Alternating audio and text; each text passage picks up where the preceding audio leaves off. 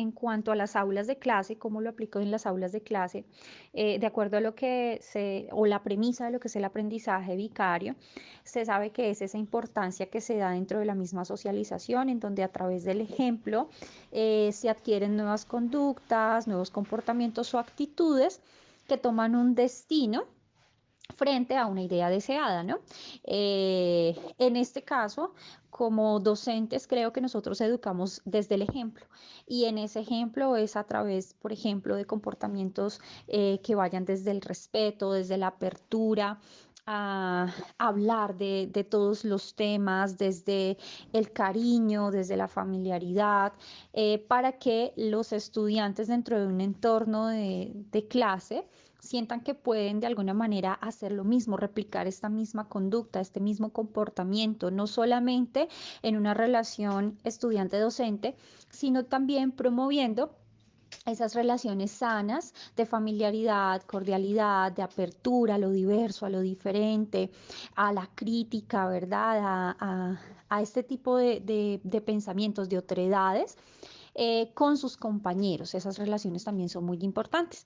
Y creo que, pues, digamos, desde el aprendizaje vicario, desde ese modelamiento que también uno da en su forma, en su estilo como docente, hace que pues los estudiantes puedan replicarlo en el aula de clase con sus compañeros y en la relación con el docente. Hola, mi nombre es Viviana Guerrero, yo soy egresada de la Universidad de Pamplona, del programa Licenciatura en Lengua Castellana y Comunicación. Vamos a hablar de algunos tipos de aprendizaje y cómo estos pues los aplico en el aula, por qué y cuál es el método de enseñanza que prefiero. Como tal, mediante la planeación de las actividades curriculares, nosotros los profes encontramos inmersas esas estrategias para lograr el aprendizaje sea significativo, colaborativo y demás. Entonces, ¿cuándo un aprendizaje es realmente significativo? ¿Sí? Que esa sería como la pregunta fundamental. Entonces, un aprendizaje significativo desde mi perspectiva, cuando el estudiante llega a una metacognición de ese conocimiento, ¿sí? Es decir, cuando eso que el estudiante acaba de adquirir en su estructura mental o en su estructura cognitiva lo lleva a la práctica, ¿sí? ¿Cuándo lo lleva a la práctica? Pues cuando produce un texto, cuando se aprende un poema por cuenta propia, cuando investiga por cuenta propia igual. Eso es un aprendizaje significativo, ¿sí? Se ve reflejado también en las formas de evaluación. Recordemos que el aprendizaje significativo tiene dos dimensiones, ¿sí?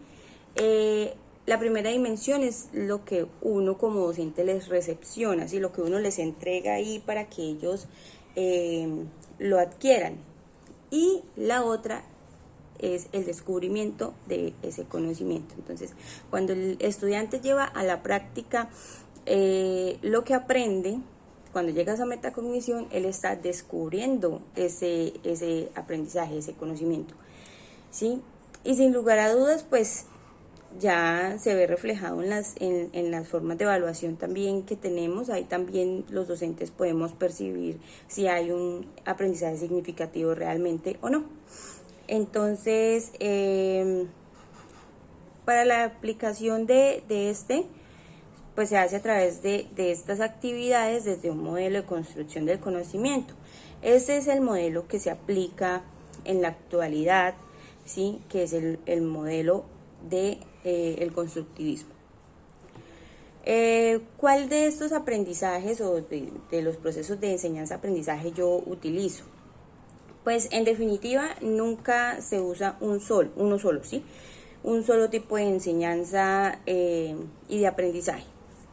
Hay que recordar que el aprendizaje también es social, ¿sí? Les digo que nos habla. Hay que recordar que el aprendizaje también es social, ¿sí? Les digo que nos habla del aprendizaje social. Nosotros también aprendemos desde el medio, aprendemos desde el otro. Entonces, pero a su vez el aprendizaje también es individual. Entonces hay que articular estas dos teorías de enseñanza-aprendizaje del conocimiento, porque es la mejor opción, pues, para no escoger entre una u otra. sino entender que las dos son fundamentales para que el estudiante alcance pues, los logros propuestos. Entonces, ¿cuál es el método que prefiero? ¿Cuál es el método que prefiero? El aprendizaje social. Me parece que el aprendizaje social es el aprendizaje que mejor lleva al estudiante a que tenga un conocimiento integral, ¿sí? A que sea algo, una construcción bastante amplia. ¿Cuál es la importancia del aprendizaje vicario? Que es un aprendizaje, pues, también de observación, ¿sí? La importancia que tiene este aprendizaje, pues, es aprender de manera social, ¿sí? Por eso prefiero el aprendizaje social.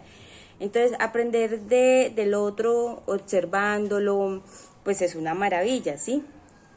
Muchas veces hemos escuchado a nuestras mamás o nuestras abuelitas que dicen, no, es que yo aprendí a hacer el arroz con leche porque vi a una tía o porque vi a mi mamá que lo estaba haciendo y yo solamente la vi cómo lo hacía y ya aprendí a hacerlo. Sí, eso es súper lindo. Pues son cosas que son lindas en cuanto al conocimiento, ¿sí? Cómo el conocimiento se puede adquirir de esta manera también.